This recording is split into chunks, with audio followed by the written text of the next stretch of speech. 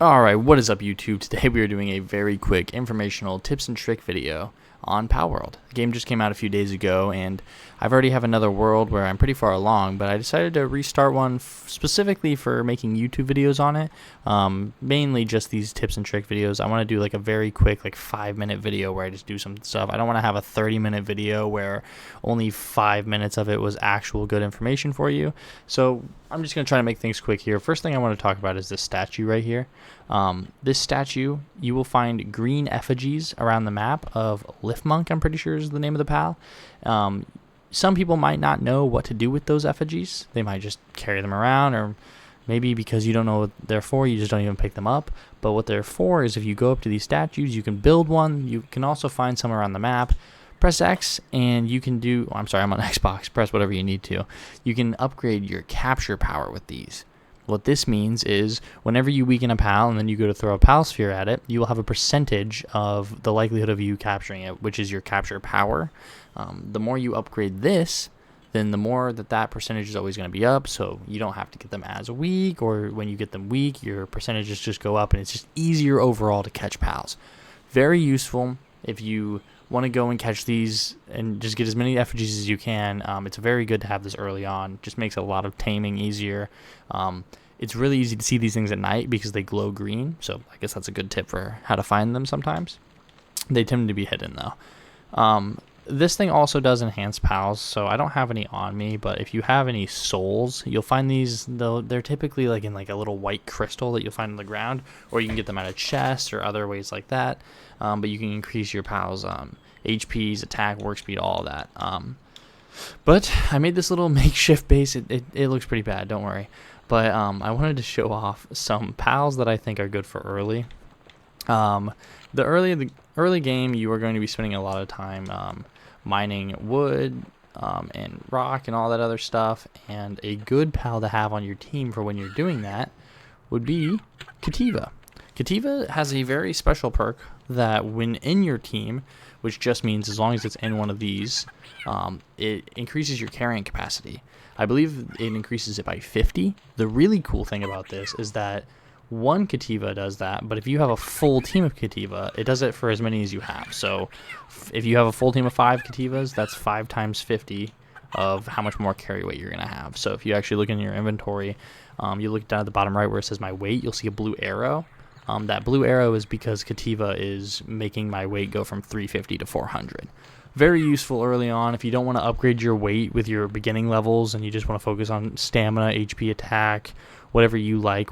I like going for work speed early on because my pals aren't going to be the greatest early on, so I like to make things happen fast. Some other really good pals, I want to show you this. At what level is it? At level 8. You can get Daydream's Necklace. Now, Daydream's Necklace, you can get this guy right here, Daydream. And Daydream's Necklace makes it so that the pal actually just attacks alongside you. Now, typically, you can only ever have one pal out at a time. But because of this necklace, Daydream will be out there while you have your other pal. So, typically, you could just have 2 pals out at the same time. But something that's happening with this necklace, I don't know if it's meant to be like this, but if you have multiple Daydreams, as many as you want, you can do a full team of 5. You can have them all follow you. This is going to be very useful early on for if you just feel like you're getting bullied and you want some more damage on your team. Every time you go to attack something, these Daydreams are going to do it with you. There are some other ways to buff this, but we can talk about it in a different video maybe. But I just wanted to show off that Daydream can do that. It is pretty insane. Something else that I wanted to talk about would be this monkey. Not the monkey specifically, but Tansy is one of the good early tames that you can use for your base, because if you look at his work suitability, you'll see that he has multiple things: planting, handiwork, lumbering, transporting, gathering. There are a lot of pals that when you look at their stuff, I guess I could just look in here. This Lamball, we all love Lamball, I'm not bullying, but he really only has 3 things that he can do, and those 3 things aren't super useful. At least the grabbing things and storing it is pretty useful at the beginning, but The farm thing you're not going to get right away, so it's not going to be super important to you, but Tansy is just going to give you more bang for your buck. He's going to plant seeds. He's going to do everything that Land Ball can do, but he's going to be lumbering, planting seeds, helping the crops and stuff. So a good tip is not just to get Tansy, but to, when you're taming things, look for tames that have multiple things that they can do. You are also going to run into, in the future, if you need someone to water your crops, and you might want someone who can only do watering, because then you know for sure that they're only going to be watering the crops for you, which is going to be super helpful.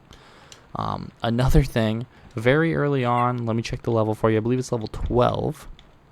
Yes, as soon as you hit level 12, you can get the saddle for this guy. This guy might be a little hard for you to take down. They can be kind of intimidating at first. But this tame is a very good tame. He's very strong. You can get some very fast movement speed on him. And he just has some really nice abilities for taking things out. It's very good to have early on, just to have a nice early mount. In another video, I can talk about maybe beginning flyers and what flyers might be better.